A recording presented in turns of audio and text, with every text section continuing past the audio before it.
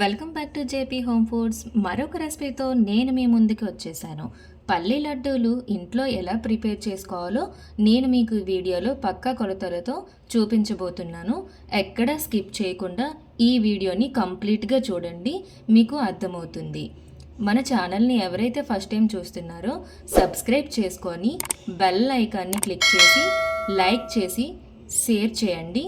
నన్ను తప్పకుండా సపోర్ట్ చేయండి. ముందుగా ఒక కప్పు పల్లీలకి హాఫ్ కప్పు బెల్లం తీసుకున్నాను.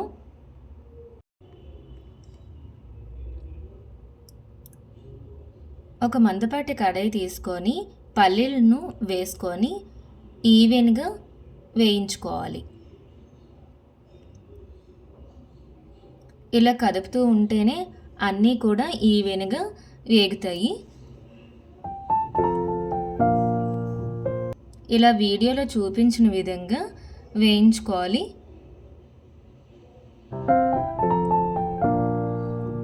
పల్లీలు వేగిపోయాయి. స్టవ్ ఆఫ్ చేసుకొని చూపిస్తాను చూడండి. ఈ విధంగా పొట్టు వచ్చేలాగా బాగా వేయించుకోవాలి. మరీ దోరగా వేయించుకుంటే బాగుండవు. ఒక ప్లేట్లోనికి ట్రాన్స్ఫర్ చేసుకొని 10 to 15 minutes చల్లారనిద్దాము. అరకప్పు బెల్లాన్ని తీసుకొని కడాయిలో వేసుకొని వాటర్ యాడ్ చేసుకొని బెల్లాన్ని బాగా కరగనిద్దాము.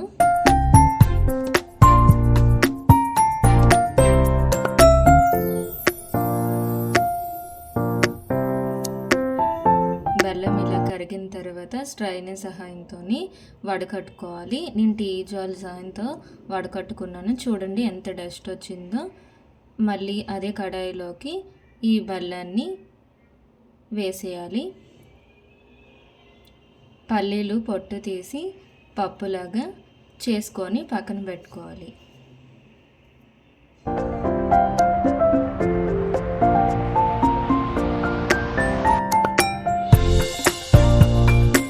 ఇలా పప్పులాగా చేసుకొని పక్కన పెట్టుకోవాలి.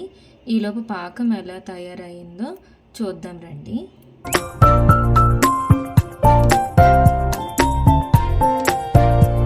ఇలా కదుపుతూనే ఉండాలి, లేదంటే పాకం కలర్ చేంజ్ అయ్యి టేస్ట్ కూడా మారిపోతుంది. ఇలా కదుపుతూ ఉంటేనే టేస్టీగా ఉంటుంది, సిల్కీగా కనిపిస్తుంది.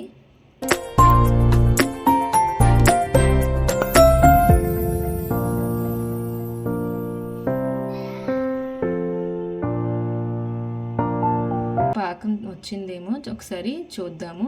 ఒక కప్పులోకి వాటర్ పోసుకొని ఈ పాకాన్ని అందులో వేద్దాం. పాకం అయితే ఇంకా రాలేదు. ఒక 10 to 15 minutes వరకు మరగనిద్దాము. చూడండి, ఇప్పుడు చూస్తే పాకం రెడీ అయిపోయింది. ఈ పల్లి పప్పుని ఇందులో వేసి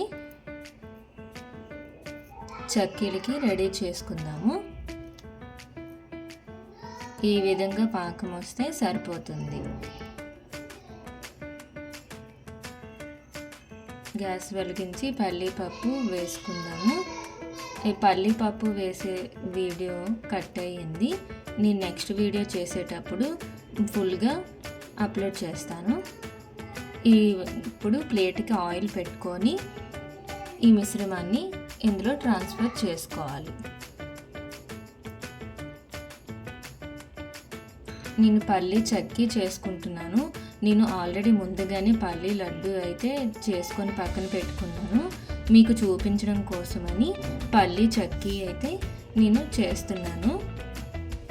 ఇప్పుడు ఇది ఈవెన్గా స్ప్రెడ్ చేసుకోవాలి. చేతికి ఆయిల్ కానీ లేదంటే నెయ్యిని కానీ అప్లై చేసుకొని చేతికి అంటకుండా వేడిగా ఉన్నప్పుడే దీన్ని మనం ప్రెస్ చేస్తూ స్ప్రెడ్ చేసుకోవాలి. ఇది గోరువెచ్చగా ఉండేటప్పుడే దీనిని కట్ చేసుకోవాలి. కట్ చేసుకునేటప్పుడు కాస్త ప్రెజర్ పెడుతూ కట్ చేసుకోవాలి. ఇలా ఈవెన్గా కట్ చేసుకుంటే బాగుంటుంది. నేను స్క్వేర్ షేప్లో కట్ చేసుకున్నాను.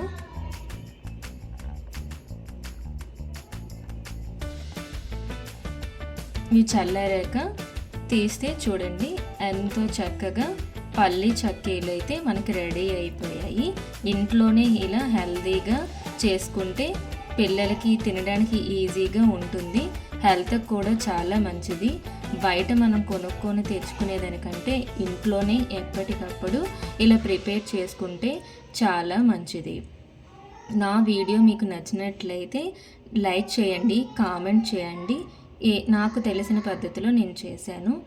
నన్ను సపోర్ట్ చేయండి ఫ్రెండ్స్. Thank you.